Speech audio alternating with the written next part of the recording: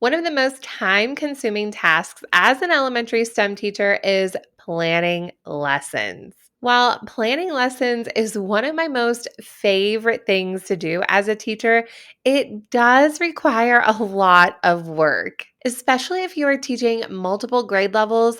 How do you keep track of it all? Not to mention making sure that you are adding in the necessary content for the year along with grade level standards. If you've taught STEM for even just a year, it's important to take a step back before you just dive into your lesson plans and see what you have taught so far. How I like to do this is conducting an overall lesson audit.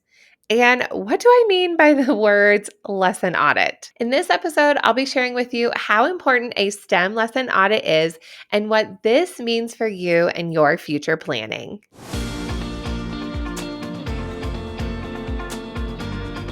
If you are listening to this episode as it is coming out, I am so happy to be back. So, I've had a bunch of episodes still come out in the month of June. Shout out to my podcast manager, Andrea. She kept the podcast running like she always does, but she's amazing. And we made sure that 2 episodes a week were still coming out for you while I was getting married and then going on my very long honeymoon. So I apologize if I'm a little bit rusty in this episode, but I'm just so happy to be back. It was the most memorable month of my entire life. And now here we are back in action when it comes to all of the STEM content and all of the goodies and things that I have planned for you and to help support you in your STEM space. Before you jump into your researching and brainstorming and STEM lesson planning, it's always great to take a step back and reflect on how the year went. And oftentimes, because we are so busy with our hands in so many baskets and planning the lessons and going to the meetings and running the after school clubs and cleaning out our rooms for summer, we don't necessarily take a time to actually do this and think about our overall year and how everything went. And if we don't take a step back and actually do this, we might even find ourselves in a space just like before where you are rushing from lesson to lesson. You don't know if things are working, but you just made sure you had a lesson go out there, but it might be a little bit random. And then it's this vicious cycle and you just never feel like you can catch up. So, taking the time now when lessons are fresh in your mind, doing a STEM lesson audit can be extremely valuable. Also, when it comes to this is really going to make sure that the lessons that you have taught are actually meaningful. STEM class should be really fun. Okay, don't get me wrong. I absolutely love it. It is an absolute blast. However, it still needs to be meaningful. You can still have these really fun lessons for your students that are also high level and even work on collaboration, creativity, critical thinking, and also are tied to standards. It does take a bit of pre-planning in your part, but let's take that time now to do that lesson audit to really think through those lessons. So when you are planning, you are keeping all of these important factors in mind. I sometimes get messages from you over on Instagram at Naomi Meredith _ if you're not already following me over there. But I get a lot of messages over there, and many of you have admin who aren't super supportive of what is going on in the STEM space. Trust me, I absolutely get it. Episode to come in the future. I've had non-supportive admin before when it comes to STEM, but there are a few factors that can come into this, and there are some things you cannot control. But some things you can control, and more often than not, it's the curriculum that we're teaching because we are walking into these spaces that have limited supplies and zero curriculum. So instead of just going for that wow factor, like, oh yeah, let's play with robots today. Oh, let's play with Lego bricks today. There are some ways to use these awesome tools, but still be meaningful with them. And I talk about this all the time. And again, I know it's a lot of work. I've done it. I totally get it. But my goal here, especially with this podcast, is to help you be successful and preparing you with these tools and tips and resources so that you do have high level lessons and you do have an amazing space that your admin is extremely proud of and wants to tell everybody about it. I know what you do, and almost every single STEM teacher I talk to absolutely loves what they do in STEM. But let's be real. Think about your lessons. Are your lessons just fun and fluffy, but really don't have anything to back it up? Or are your lessons still fun, but have really high engaging learning experiences that are cross curricular and standards based? So, this lesson audit that I'm going to walk you through in this episode is really going to give you that deep thinking and reflection so that if there are adjustments you need to be made, which is okay because that's part of teaching, you don't get it right the first time. I never did. So, this is all part of the teaching and learning process and just how you can prepare going forward with your lesson planning. To do this audit, first, you need to set it up.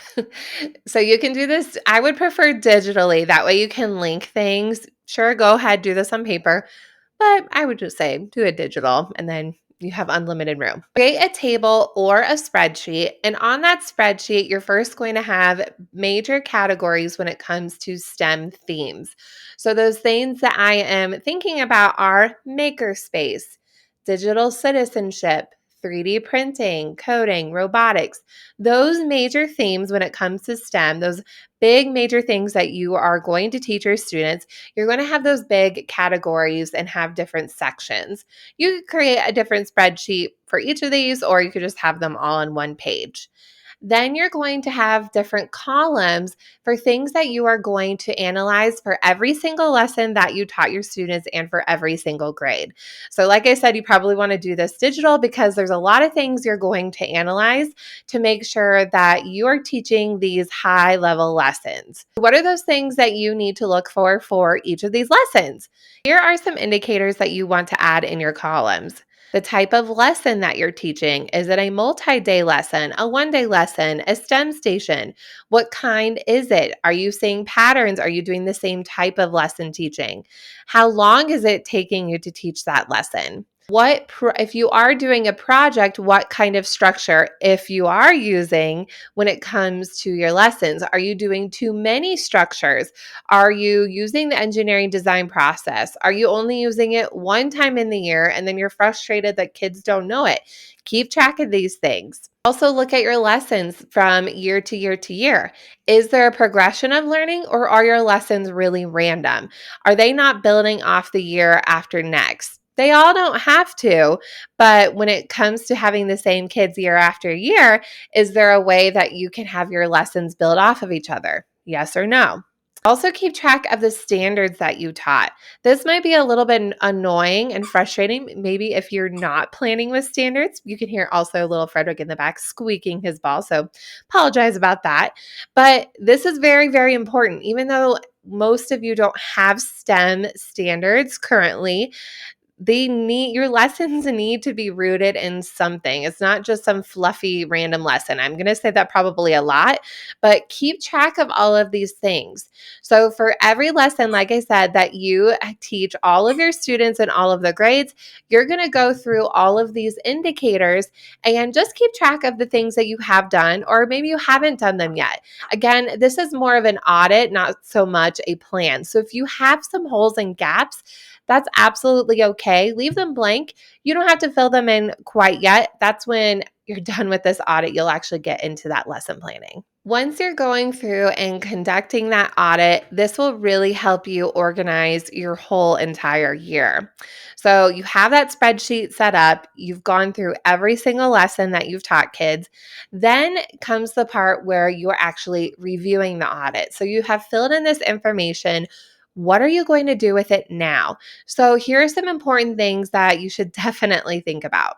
Which STEM topics are you really strong at? Are you really strong at doing those makerspace projects? Is that something that you are doing in your classroom all the time? Are there other areas that you would like to try or you haven't even touched in your classroom? Maybe you've been a bit wary about 3D printing, but you do have a 3D printer. Or maybe you don't have a 3D printer and you still can do 3D printing. Side note, I do have a whole playlist about 3D printing. So I have actually categorized all of my lessons based on the topics that I've talked about here on this podcast. So if you go to naomimeredith.com/podcast playlist, you can see all of those categorized playlists, and there's one all about 3D printing. So with this audit, think about those big major themes. Are there things that you are really heavy in? And are there areas that you are a little bit less than or you haven't even taught yet? Also compare grade levels when it comes to this. All grade levels can do all of these topics. It's just going to look differently for their age. So, are you doing some things more than others? So, there's a lot of different questions when it comes to even just those major themes in STEM. Also, look at what types of lessons are you teaching? Are you doing all whole group the entire year? It's easy to start off with whole group, and I actually recommend that as you get to know your students. But there are a lot of different structures that you can use in your classroom that, if you prepare students to get to these structures and you keep practicing them, they are extremely successful. Just like STEM stations, that was something I was scared to do, but it was absolutely magical in my primary classes. So look at the types of lessons are you teaching. That also goes into, are you teaching a lot of one-day lessons or multi-day lessons? Sure, maybe you'll see the school an entire week and you don't want to manage multi-day lessons. But at the same time, you are planning week to week to week because you have to have a brand new lesson every single week. So think about that. If you are, you can mix it up, have a variety of multi-day lessons and also one-day lessons. There is value in both, but this will actually help you look at, oh, that's why I'm feeling rushed. I have to plan a brand new lesson every week. Fun fact, you don't. It's okay to repeat things with kids and help them feel confident in their skills. They're probably not doing what they're doing in your class at home, and it's okay to do it again. So don't feel like it has to be a brand new surprise every time. It is okay. Think about a classroom teacher. Most of us here were classroom teachers before. We set up those systems and routines with kids, and they might do a lot of things over and over and over again every single day of the school year. So same with you in a STEM classroom. It's okay to repeat things. A major thing too when looking at your audit, are you teaching standards? Are you only planning with some standards? Are you only planning with your science NGSS standards? Have you even touched the math standards or the ELA or even the ISTE standards for students? Yes, there are many standards to look at, but become familiar with them and then it will be automatic. This is really important to add in your audit. Whether or not your admin look at your lesson plans, it's good to keep track of those standards that you're teaching, especially when you have all of these grade levels. You want to make sure that you hit most of those things in your classroom and you're like, oh, wait, we've already done a big unit about this, then let's do something else. So here and there, I get an idea. I'm like, oh, I've already taught a lesson like that. I can save this for co-teaching or vice versa. Also, I mentioned this before, when you're looking at your audit, do you have a progression of learning with your lessons? This is a little tricky in filling out the puzzle pieces. Where do you want your students to be in kindergarten and then all the way up to 5th grade? Or some of you even have up to 8th grade. How do you want them to progress through their skills over the years? And this might change a little bit too. When we talked to Jennifer Mahan in her episode when she was talking about grant writing, we had a lot of similarities where we saw in our programs the first couple of years, the students were all around the same level when it came to their skills. But over time, we needed to progress their learning and really build off year after year so that students were building up their skills. And as they were learning, they were getting better, which is great. That's a good thing. That's really, really good. So think about your lessons. Are you always doing the same thing K through 2? Or can you start adding in that progression of learning as students are becoming comfortable with their skills and diving in and learning more? As a recap, here is how you can have your powerful STEM lesson audit to help prepare you for your next set of lessons. First, set up your audit. So do that digitally and create a spreadsheet with those different categories and columns. Next, well, actually do the audit. This might take some time in searching through, and this will help you get organized too when you do start implementing your year-long plan. And finally, it can be a little bit scary, but review your audit. You do want to go through and draw some conclusions because this is really going to help you be more cohesive with the lessons that you're teaching your students. And again, make you feel like you're not rushing with all of your things, but you're being prepared for the entire year. Now, this spreadsheet is actually a template I have already created. This was one of those things that was floating in my mind for such a long time, and then I had to draw it down. I have all these notebooks I carry with me, but I had to actually draw it and then create it. And this is actually part of the beginning of the STEM into Summer group coaching program. So, this is actually what my students are doing in this program, where they did a whole year-long plan lesson audit, and I gave them feedback, and along with that, a supply inventory. So this was super cool for me because I got to see behind the scenes in these teachers' classrooms.